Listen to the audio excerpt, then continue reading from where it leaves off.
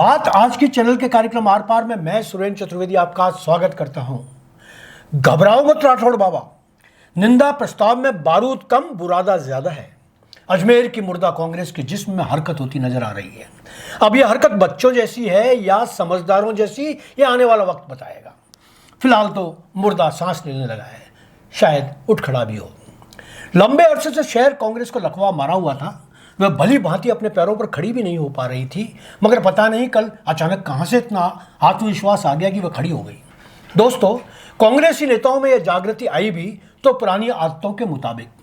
वही अंतरकलह से उपजा विरोध, वही उसका कुर्ता मेरे कुर्ते से ज्यादा सफेद क्यों वाला प्रलाप, वही पायलट और गहलोत वाला अंतर्द्वंद। यूं कहने को कुछ भी नया नहीं, मगर मुर्दा हरकत में आ जाए यह बात भी कोई कम नहीं।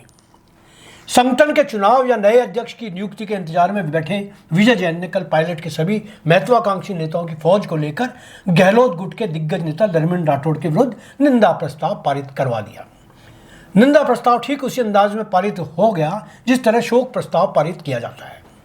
विजय जैन, रामचंद्र चौधरी, महेंद्र सिंह रलावता या सचिन बिरादरी के भाई बहनों ने राठौड़ बाबा पर कई आरोप लगाकर यह बताने की कोशिश की कि जैसे राठौड़ अजमेर कांग्रेस की वो दीमक हो जो शीशम के महंगे लकड़ी के फर्नीचर में लग गई हो।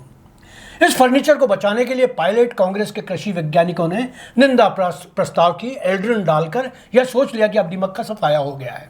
राठौड़ बाबा यानी वो परमवीर जिनको मोदी और अमित शाह जैसे शीर्ष नेता साफ नहीं कर पाए, जिसे राजेंद्र सिंह गूढ़ा जैसे आक्रमणकारी निस्तेज नहीं कर पाए, उनको यह अजमेर के चले हुए कारतूस क्या संज्ञा शून्य कर पाएंगे। पिछले चुनाव में राठौड़ साहब की लाल डायरी को लेकर मोदी और शाह ने कितना हो हल्ला मचाया, क्या क्या नहीं कहा। न जाने कितने घोटालों की जननी बताया उस बेचारी गांधी छाप डायरी को। विधानसभा में गूढ़ा जी को ठीक ठोक पीटने और रुलाने वाले कांग्रेसी आखिर कौन सा बाल टेढ़ा करवाए राठौड़ बाबा का। सारे योद्धाओं की औकात चुनाव के बाद दो कौड़ी की ही हो गई। इस बार फिर बासी कड़ी में वाल आया है। फिर सचिन पायलट के जवान बूढ़े समर्थकों ने मिलकर उनके विरुद्ध निंदा प्रस्ताव पारित किया है। ऐसी न जाने कितनी निंदाएं राठौड़ साहब की अगल बगल में बैठकर हवा पास करती रहती हैं। यूं भी जब हम किसी का जाहिराना तौर पर कुछ नहीं बिगाड़ पाते तो निंदा बम का प्रयोग करते हैं। सो हमने कर लिया। जरा कोई बताए कि इस निंदा प्रस्ताव से राठौड़ साहब की सियासती सेहत पर क्या प्रभाव पड़ेगा, उनके राजनीतिक वजन में कितने ग्राम कमी आएगी। क्या वे इस मौखिक या कागजी प्रस्ताव से इतने कुंठित हो जाएंगे कि उनको सियासती वेंटिलेटर की जरूरत आ पड़ेगी। उनसे कल फोन पर बात करनी चाहिए, मगर उन्होंने फोन नहीं उठाया। वैसे उठाने और उठवाने की कला में उनका कोई मुकाबला नहीं। कुछ लोग जो किसी के जूते उठाने में शर्म नहीं करते, वे अगर किसी का फोन ना उठाएं तो बुरा जरूर लगता है। मेरा फोन नहीं उठाने पर इस बार मुझे बुरा लगा, क्योंकि मैं उनको बताना चाहता था कि अजमेर के बारूद में लकड़ी का बुरादा ज़्यादा होता है। यहाँ नकली खाद के कारखाने पकड़े जाते हैं। यहाँ लोगों को मिक्स वेजिटेबल पसंद आती है। यहाँ लोग सुपारी की जगह इलायची का उपयोग करते हैं। राठौड़ बाबा शायद क्रंदन कर रहे हैं। मैं उनके खोए हुए हौसलों को बुलंद करना चाहता था, इसलिए फ़ोन किया। खैर, क्रोध की जगह क्रंदन करने वाले लोगों पर यूँ भी मर्दाना नुस्खे काम नहीं करते।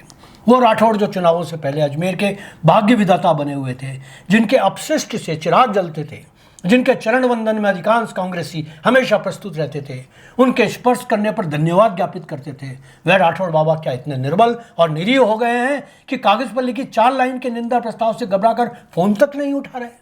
हो सकता है उनका उस अजमेर से मन खट्टा हो गया और जिनके लिए उन्होंने लाखों सुनहरे सपने देखे थे।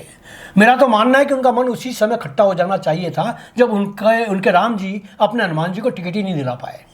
टिकट नहीं मिलने के बाद भी वह अजमेर के मुद्दों पर सशक्त प्रहार कर रहे थे। देवनानी जी जैसे युग पुरुष से पंगा ले रहे थे।